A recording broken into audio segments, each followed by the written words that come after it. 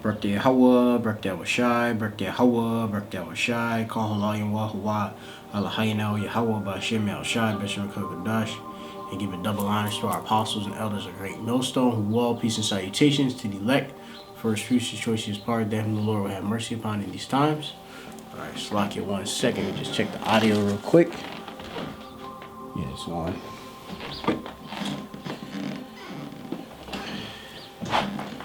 Shemya Mappa, names of Mappa, Mayan Gavula Cub, Achana from the Great Millstone Camp, specifically Plaintables by a yard in the city of Philadelphia. Abawa I'm Lamadi Ma'ite, coming on lesson little, or a wee lesson. This wee lesson is just going into a Chadash, or Dabar Chadash, which is a Dabar means word, Chadash is new, Ibaryath in Hebrew. Alright, which we have for the Pesach, which we just reverenced, and we're in the feast of unleavened bread. All right, last night we had the ceremony and such, and went through everything. Yahweh Shem Shai has had mercy upon us, and may He continue to have more mercy upon us. All right, so we at Great Millstone, also known as GMS, one of the herbs in which the herb we choose to use is the horseradish root. Okay, which I have right here. It's a horseradish root right there. This is a horseradish root. Okay, which as you see, it's this big root, which you cut it, take off, of course, the covering the skin off of it, and then you have the actual fleshy bit, which is very bitter. All right, in which I'm not a doctor or anything of any nature, just to let you know, but I have this information from the book Healing Foods, or Encyclopedia of Healing Foods, and on it, of course, it's listed of how you just go to a certain excerpt. It says that most grocery stores carry prepared horseradish year-round, although it is widely available in the spring, when it is featured as one of the 5 bitter herbs used in it. It says Jewish, but really it's the Israelite. All right, all Israelites, of course, meaning of the 12 tribes of Israel, the Pesach meal, or Passover meal. Okay. Also speaks about how the history of it. The horseradish, basically, the horseradish is an ancient herb native to Eastern Europe, prized for its medicinal and gastronomic qualities for centuries. Horseradish was used by Egyptians in the 1500 BCE, and it still serves as one of the 5 bitter herbs, along with the coriander,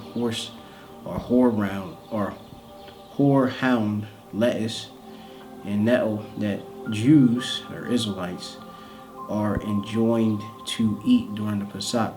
They have cedar. All right. It speaks about how also the bitterness of it, which let me see if I can find that information.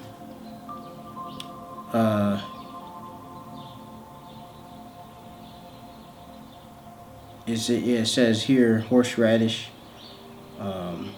is a large, long, tapered root with thin, light brown skin and white flesh. Okay.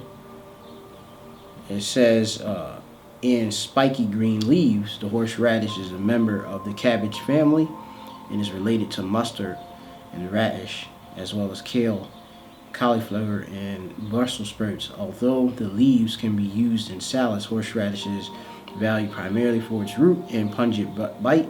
This effects which develop only when the root is broken and wetted. All right, which is broken wet when we chew it up, right? Is a result of the reaction that occurs when a number of chemicals that the plant stores separately are allowed to mix. These chemicals and enzyme myrosinase, and a number of isothiocyanate compounds, including 2 glycosa isolanates, synagrin, and 2 glucosidlinate, Slovakia for the mispronunciation, react and form the mustard-like oils that enable horseradish to provide such a robust enhancement of vegetable and fish and meat. You know, just add to a side. Now, just going to it, I have the Hebrew word. So, like at the Pesach, we were saying Aishab, you know, like Pastor Aishab, which particularly what I end up doing is, you know, going and looking up in the book of Exodus. I believe that's in the 12th chapter, in the 8th verse, when it says about the bitter herbs, which I'll read, which is new.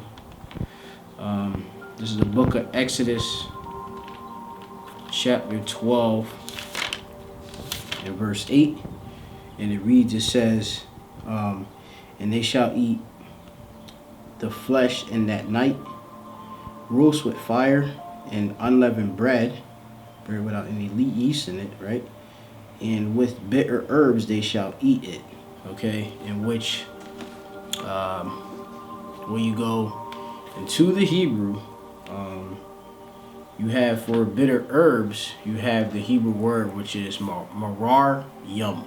Mararyam, which I'll show you right here. I have it already written down. It's here, Mararyam, okay?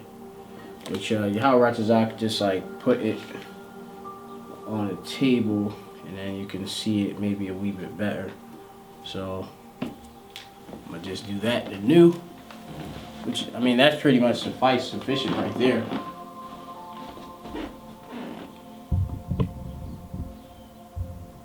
So as you can see, the bitter herb, Mararyam, okay, from the root, which is marar, which means bitter. All right, same like the word mar or myrrh, like which is bitter or unpleasant. This is the actual incense. Okay, so you have it as a bitter thing, a bitter herb, or bitterness. All right, in which we eat, of course, the bitter herb in remembrance of what? The hard bondage in which we had to serve by Mararyam in Egypt. All right, which means double straits. All right, so just give me a wee moment. I'm gonna get back down and sit down. Okay. And then I'm gonna read another precept just to support that, and Yahweh that be pretty much it. Just want to make it a quick little lesson. Original Nashima was just so pretty much to pretty much cover a little bit about the horseradish root just in brief, but you know, obviously given the symbolic you know, importance of it and such. So the other precept that I got was gonna be the book of Exodus chapter 1 and 13. All right, Exodus chapter 1 and 13, which I'll get it right now. All right, I'm gonna get that. Okay, so 1 and 13, read the whole chapter. All right, and it says here, I can actually read a bit above. It says, I'll start at verse 6. Now there arose up a new king over Egypt, which knew not Yahusap or Joseph. All right, one of our forefathers, and he said unto his people, behold, which is like the second command, even Egypt. All right, it says, and he said unto his people, behold, the people of children. When Joseph actually was ruling. Now this is at a time when, you know, a new king came in.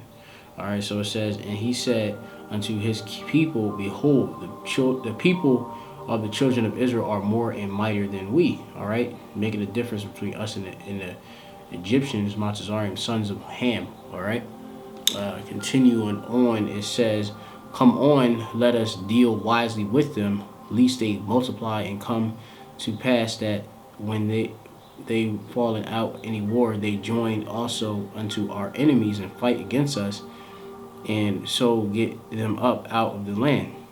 Therefore they did set over them taskmasters to afflict them with their burdens, and they built for Pharaoh treasure cities, Pithom and Ramses." Verse 12, but the more they afflicted them, the more they multiplied and grew, and they were grieved because of the children of Israel. And the Egyptians made the children of Israel serve with rigor, okay? And they made their lives bitter with hard bondage in mortar and in brick and in all matter of service in the field.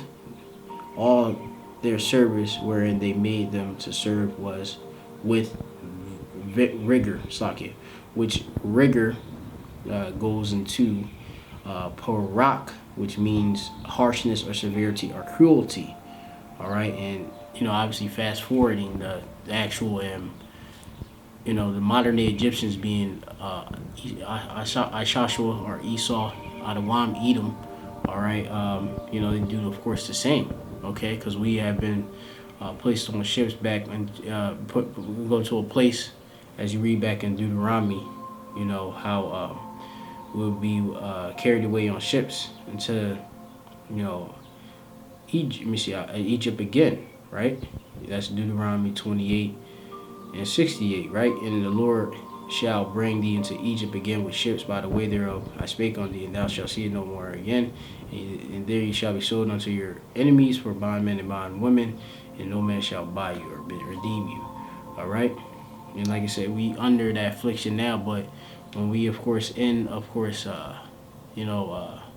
reference of the Pesach and such, we think about, of course, this hard, severe, bitter captivity which we served in ancient Egypt. All right. So when you bite into this bitter herb, all right, this Mararyam, all right, which is bitter herbs, all right, bitter marar is the root. All right, you remember how we being the children of Israel were oppressed by the Egyptians, another dark-skinned people that are not Israelites.